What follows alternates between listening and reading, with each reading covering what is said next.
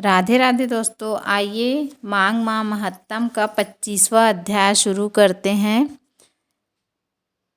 मंगलकारी देव तुम मंगल करो गणेश, जय वंदन तुम्हरे करे काटो सबके कलेश। श्री गणेशाय नमः।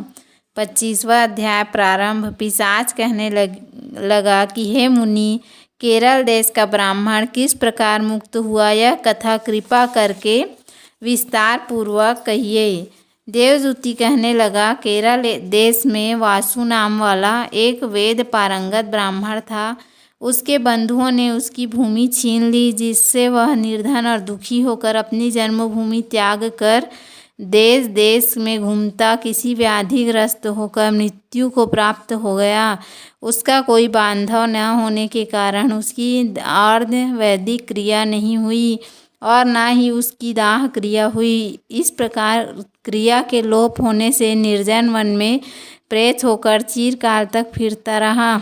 शीत ताप भूख प्यास के दुख से हाहाकार करता हुआ वह नंगे शरीर रोता फिरता था, परंतु उसको कहीं सद्गति नहीं दिखाई देती थी। सर्वथा दान न देने से वह अपने कर्म फल को भोगता था।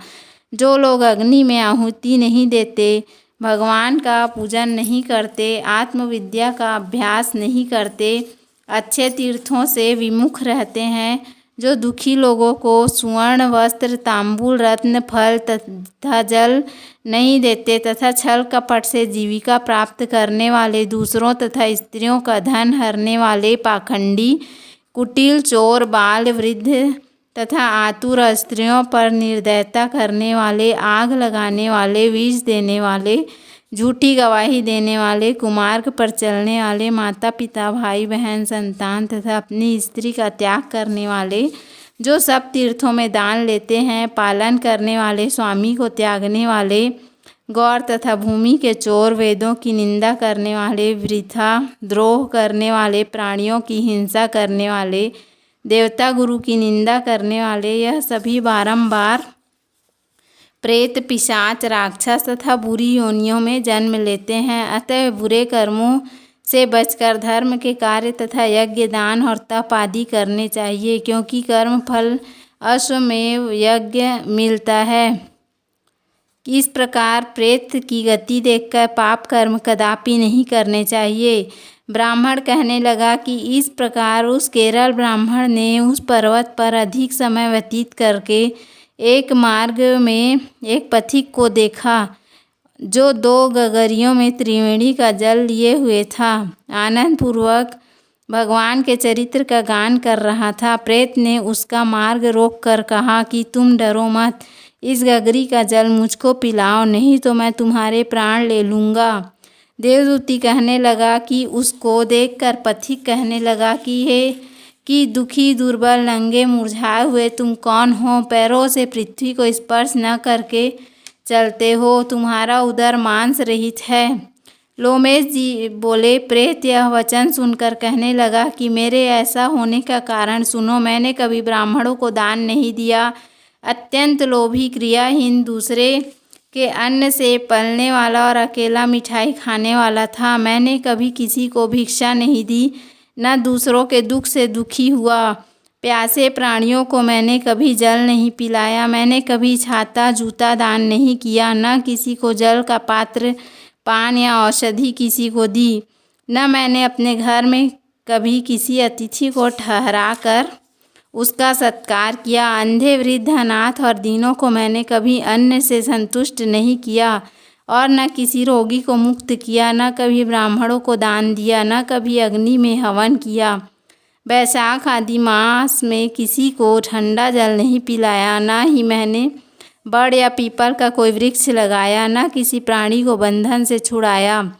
कभी कोई व्रत करके शरीर को नहीं सुखाया। इस कारण मेरा पूर्व जन्म सब बुरे कार्यों में ही व्यतीत हुआ। मेरे पूर्व जन्म के कर्मों से ही मेरी यह गति हुई है। इस वन में व्याघ्र भेड़िए से बचा हुआ मांस तथा जंतुओं के खाने से गिरे हुए फल, वृक्षों पर लगे हुए सुंदर फल और झरने का सुंदर जल सब ही मिलते हैं, परंतु देव इच्छा से मैंने कुछ नहीं खा सकता।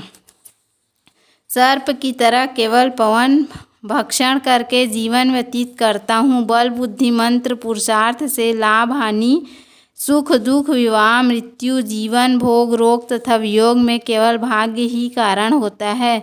कुरूप मूर्ख कुकर्मी निंदित तथा पराक्रम से हीन मनुष्य भी भाग्य से ही राज्य भोगते हैं।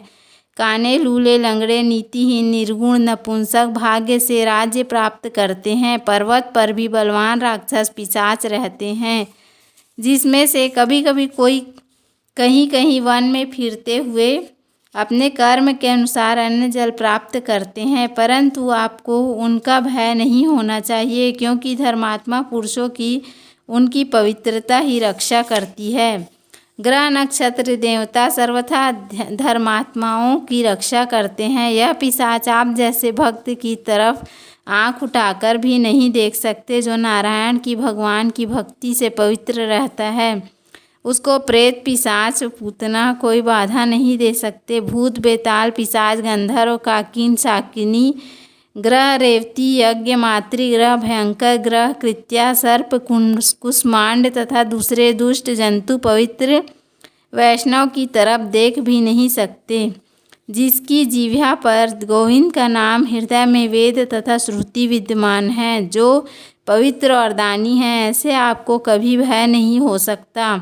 हे ब्राह्मण, इस प्रकार कर्मों का फल भोगता हुआ यहाँ रहता हूँ, ऐसा सोचकर मैं शोक नहीं करता।